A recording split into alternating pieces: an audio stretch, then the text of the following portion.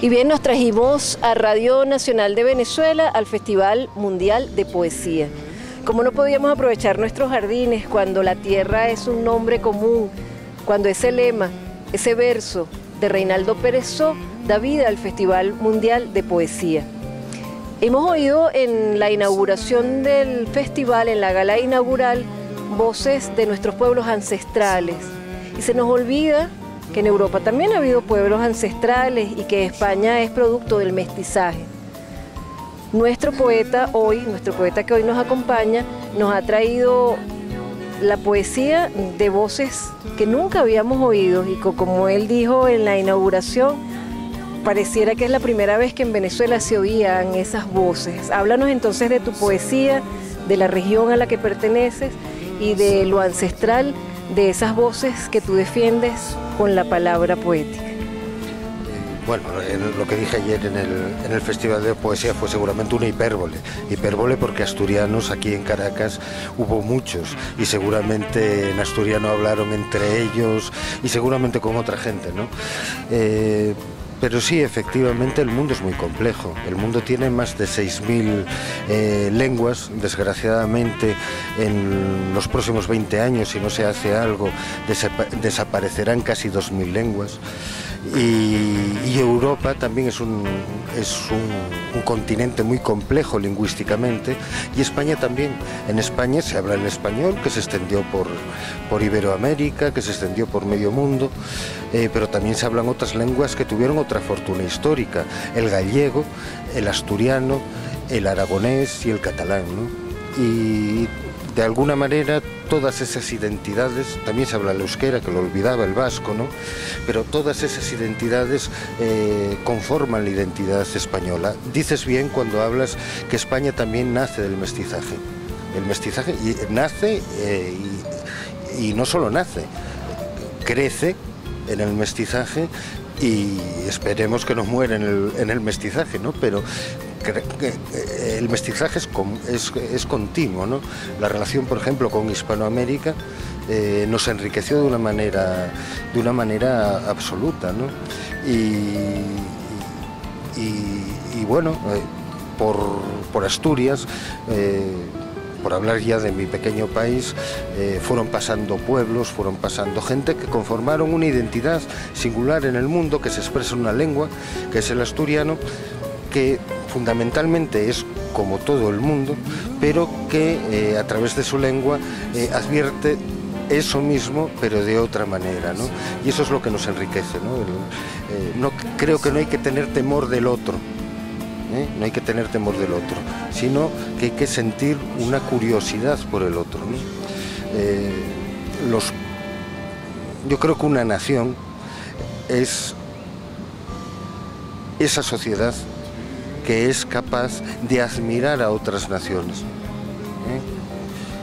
Sin embargo, una provincia, una sociedad relegada, es una sociedad que envidia a otras sociedades, ¿no? Entre la admiración y la envidia hay pocas diferencias. La envidia es en realidad una forma descortés de la admiración, ¿no? Pero creo que la cortesía en este sentido es muy importante, ¿no? Ayer nos hiciste escuchar esa lengua, ese idioma, ese dialecto, no sé cuál es la forma, es una lengua, y quisiéramos que dijeras algo en esa lengua y también en español para que todos vean la comparación. No, seguramente todos entenderéis lo que voy a decir, pero ya que me pides que falen a mi lengua, quiero mandar desde aquí un saludo a toda la comunidad asturiana de Venezuela, que lle mucha, y quiero mandarles un saludo pues muy afectuoso, y bueno, ya saben que la tierrina sigue allá y que nos pensamos mucho en ellos, ¿no? Y que realmente hay una ponte imaginaria que construyeron ellos entre Asturias y Venezuela, que merece la pena seguir. Como ves, no merece la pena traducirlo, creo que se entiende, pero en ese matiz distinto está la grandeza de la humanidad. Somos quien somos individualmente y colectivamente porque somos diferentes, todos.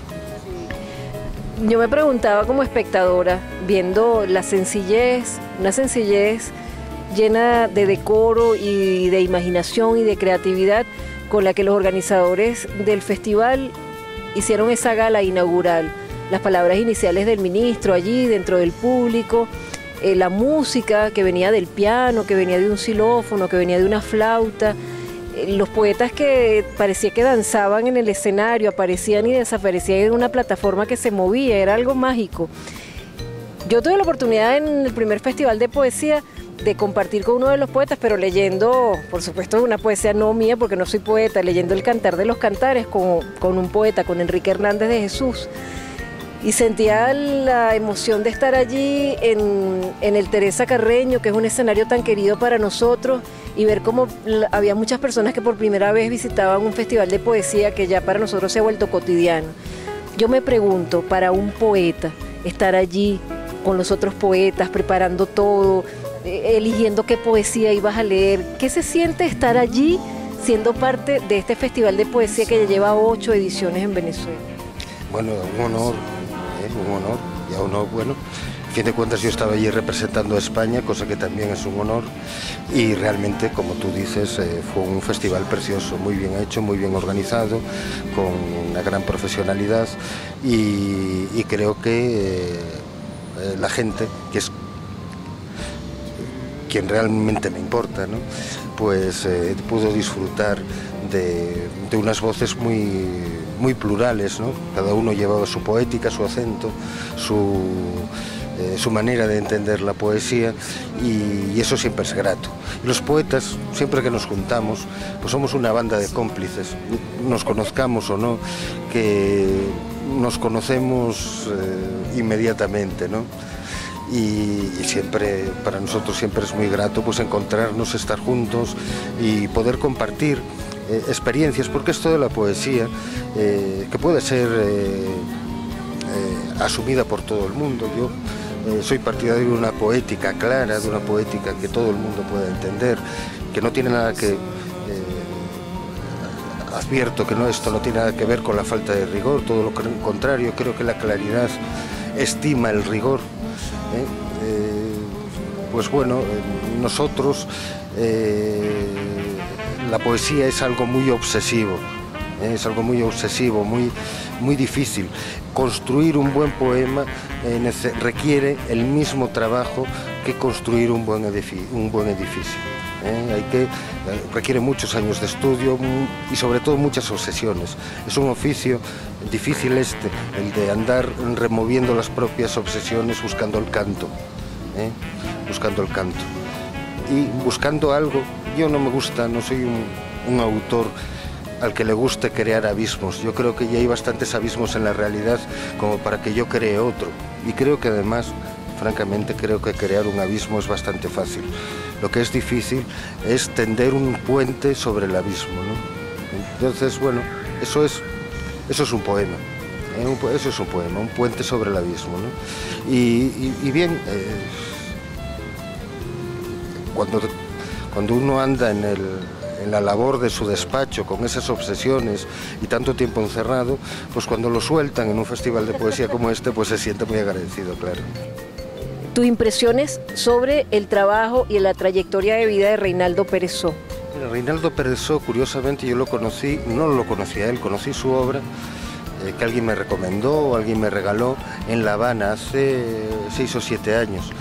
Y yo me llevé sus libros, los leí y no había vuelto a tener noticias de él. Eran unos libros que me habían gustado mucho, que me habían llamado mucho la atención, y realmente fue un placer reencontrarme aquí con él, ¿no?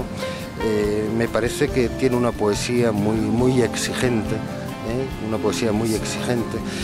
muy de indagar en el instante, de alguna manera reconstruir con palabras la anatomía del instante, y que trasciende la realidad. Yo creo que Reynaldo Peresó sabe que la poesía es ese instrumento para descubrir la verdad de las cosas.